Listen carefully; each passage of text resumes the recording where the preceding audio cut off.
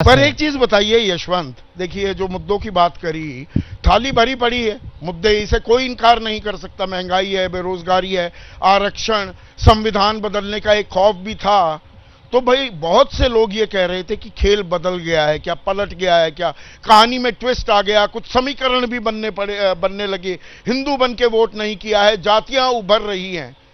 तो ये सारी बातें निराधार थी, हम महज पतंग उड़ा रहे थे, या ये बातें होने के बावजूद भी इन्हें ढंग से कैपिटलाइज नहीं कर पाया इंडिया गठबंधन या विपक्ष? संदीप, हम लोग पतंग तो देखिए नहीं उड़ा रहे थे। कारण उसका यह है कि इलेक्शन कमीशन का हमारे ऊपर रोक थी कि हम डेटा के ऊपर कोई टिप्पणी नहीं कर सकते थे।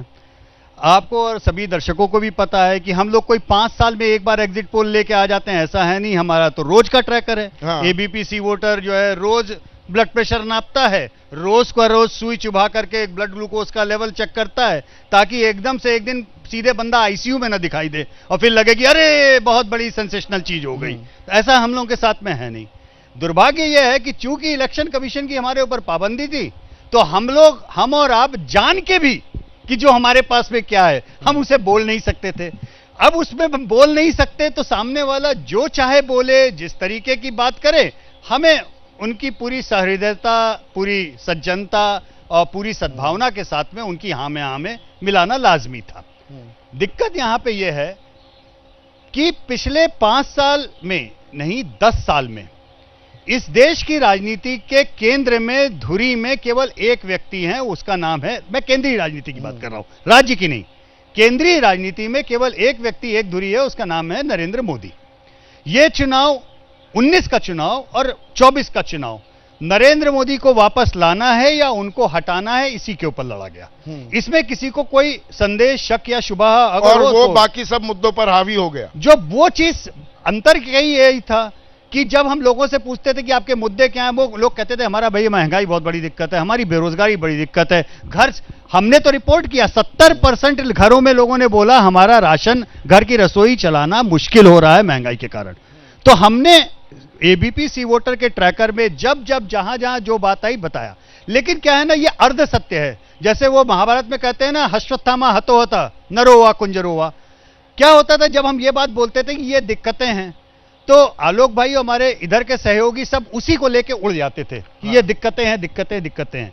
उसके बाद का जो दूसरा सवाल हम पूछते थे, नहीं संदीप, क्या वो बटन दबाएगा? केवल उस सवाल का जवाब नहीं, वही मैं 15 सेकंड और लूंगा कि दूसरा सवाल जो हमारे ट्रैकर में होता था कि आपकी जो ये दिक्कत है उसका समाधान कौन दे सकता है। तो अगर एक व्यक्ति राहुल गांधी का नाम लेता था तो 3 लोग नरेंद्र मोदी का, तो अगर एक आदमी भी बात है, एक आदमी कांग्रेस का नाम लेती थी तो 2 आदमी बीजेपी का। विनोद, 2014 का चुनाव एक आशा का चुनाव था। मनमोहन सिंह और भाई बहुत सारे भ्रष्टाचार के इश्यूज आ गए थे, तो आशा थी कि कुछ बदलेगा कोई, तो मोदी साहब आ जाते हैं। एक भरोसा शब्द हुआ 2019 में।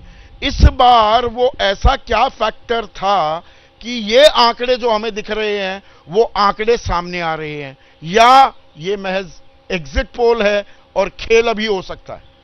नहीं, देखिए, जो आपने बाद में कहा तो एग्जिट पोल ही है, ये एग्जिट पोल तो नहीं है, महज एग्जिट पोल ही है। और जब तक अंतिम नतीजे नहीं आ जाते हैं, यानी जो 4 जून को, तब तक खेल हो सकता है। अभी खेल तो हो सकता है।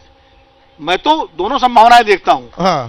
क्योंकि कई बार राज्यों के स्तर पर भी एग्जिट पोल गलत साबित हुए और सही भी साबित हुए। केंद्र के स्तर पर भी सही भी साबित हुए, गलत भी साबित हुए। तो दोनों संभावनाएं। पर यहां पर मतलब एक एग्जिट पोल 350 से नीचे दे रहा है, बाकी सारे 350 ऊपर। वो बीजेपी वाले भी बहुतों से बात की, वो कह रहे हैं कि आ भी रही है इतनी, उनमें भी थोड़ा सा संशय है। देखिए, जिस तरह का चुनाव का माहौल रहा, हम सब ने देखा, कवर किया, और चाहे उत्तर प्रदेश हो, चाहे राजस्थान हो, हरियाणा हो, पंजाब हो, जो भी राज्य हैं, तो उस माहौल के हिसाब से तो एग्जिट पोल्स के जो नतीजे हैं मुझे भी आश्चर्य हुआ। नहीं, इन चुनावों में एक चीज, और आप लगातार बात कर रहे थे, मैं कर रहा था, हम घूम भी रहे थे, बिहार जाइए भाई साहब, अटका हुआ है चुनाव, कांटे की टक्कर, फंसा हुआ है। हाँ, यूपी में वही शब्द अभी इस्तेमाल करने, फंसा हुआ है। तो ये अटका हुआ, कड़ी टक्कर, फंसा हुआ, सब गया बीजेपी के खाते में। वो तो 4 जून तक तो फंसा ही रहेगा। 4 जून तक तो अटका भी रहेगा, फंसा भी रहेगा। जो कुछ निकलना होगा वो 4 जून को ही निकलेगा। हाँ, अब वो क्या निकलता है क्या नहीं निकलता ये तो हम नहीं बता सकते, लेकिन मैं पर एक सेक्युलर एक ट्रेंड पत्रकार के में नाते- क्या, देखिए, खेल खेला पर बिना तैयारी या आधी अधूरी तैयारी के, ये चीज भी कहीं झलक उसकी दिख रही है इंडिया गठबंधन के संदर्भ में, ये सवाल पूछा। देखिए एक बात तो है, चुनाव अनइवन था। एक तरफ भारतीय जनता पार्टी संगठित पार्टी, अनुशासित पार्टी, राष्ट्रीय स्वयंसेवक संघ का उसके साथ समर्थन, सरकार, तंत्र, साधन, संसाधन, सब कुछ उसके पास, और नेता नरेंद्र मोदी जी जैसा लोकप्रिय करिश्माई नेता जिसको 10 साल से देश के प्रधानमंत्री हैं। दूसरी तरफ विपक्ष में पहले तो त्यागी जी ने कोशिश करके, असली सूत्रधार तो यही है, हाँ। नीतीश कुमार को तो श्रेय मिल गया। हाँ। मुझे मालूम है कैसे इन्होंने तमाम सारे नेताओं से, विपक्षी नेताओं से बात करके मीटिंगें सेट कराई, और आज से नहीं, ये तो 70 के दशक से हाँ। विपक्षी एकता के सूत्रधार रहे हैं। हाँ, मैं तो परपेचुअल तब से- ऑपोजिशन वाले हाँ, हैं। मैं तो हमेशा इनको जानता हूँ, आज से हाँ, नहीं, दूसरे विपक्ष भारतीय के जनता मोड पार्टी में के पहले रहते हैं, से। वो डिफॉल्ट तो ऑप्शन है इनकी। ये तो पहले तो वो समस्या थी कि भाई पटना में मीटिंग हुई, पटना के बाद बेंगलोर हुई, मुंबई हुई, फिर तो मतलब तैयारियां तैयारी में देरी हुई।